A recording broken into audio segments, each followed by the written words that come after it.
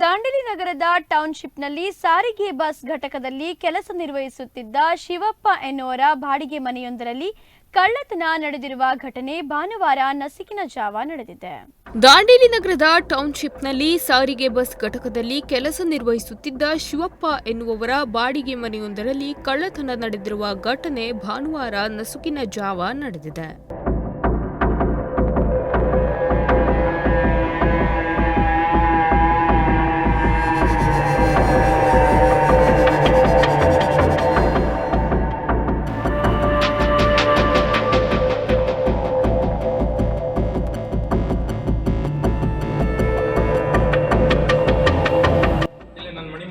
ರಾತ್ರಿ ಶೆಕೆಗೋಸ್ಕರ ಮಚ್ಚರದಾನಿ ಕಟ್ಕೊಂಡು ನಾನು ಸುಮಾರು 47,000 ರೂಪಾಯಿ ಇಟ್ಟಿದ್ದೆ ಅಲ್ಲಿ. ಇಲ್ಲಿ ಯಾರು ಬರ್ತಾರೆ ಥರ್ಡ್ ಫ್ಲೋರಲ್ಲಿ ಅಂತೇಳಿ ನಾನು ಮಾಮೂಲಿ ಚಿಲ್ಕ ಹಾಕಿ ಮಲಗಿದ್ದೆ. ನಾನು ಅದು ಬೆಳಿಗ್ಗೆ ನಾನು 6 ಗಂಟೆ ನೋಡ್ತೀನಿ, ಎಲ್ಲ ದೇವರು ಸಾಮಾನು ಗೀಮಾನು ಲಿಂಗ ವರ್ಷ ಸಾಮಾನು ಗೀಮಾನು ಎಲ್ಲ ಮೊಬೈಲ್ ಇದೆಲ್ಲ ಇಲ್ಲಿ ಬಿದ್ದು ಬಿಟ್ಟಿದ್ದಾವೆ.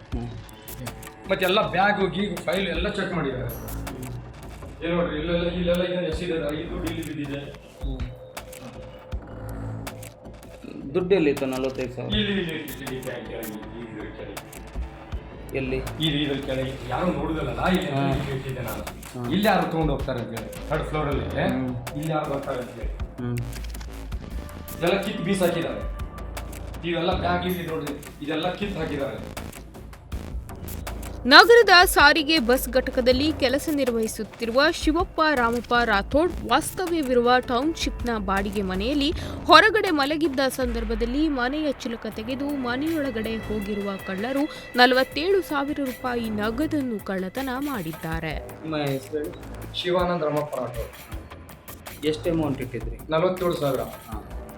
ಫಸ್ಟ್ 35,000 ವಿಡ್ರಾಲ್ ಮಾಡಿದೆ ನಾನು ಸ್ಟೇಟ್ ಬ್ಯಾಂಕಿಂದ ಈ 2 ದಿವಸ ಹಿಂದೆ. ಅದು ಮೆಸೇಜ್ ಇದೆ. ಆಮೇಲೆ 12,000 ಊರ್ಲಿಂದ ತಂದಿದ್ದಿತ್ತು.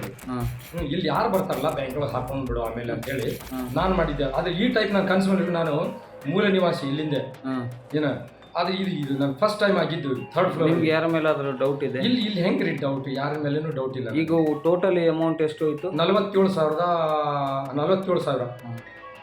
ಈಗ ಪೊಲೀಸ್ ಕಂಪ್ಲೇಂಟ್ ಕೊಟ್ಟು ಪೊಲೀಸ್ ಕಂಪ್ಲೇಂಟ್ ಜಸ್ಟ್ ನಾನು ಕೊಡ್ಲಿಕ್ಕೆ ಹೋಗಿದ್ದೆ. ಅವರು ಜಸ್ಟ್ ಒಂದು ಸಿವಿಲ್ ಪೊಲೀಸರಿಗೆ ನಿಮ್ಮ ಮನೆ ಕಡೆ ಹೋಗ್ರಿ ನೀವು ಕಳಿಸ್ತೀನಿ ಅಂತ ಹೇಳಿದ್ದಾರೆ.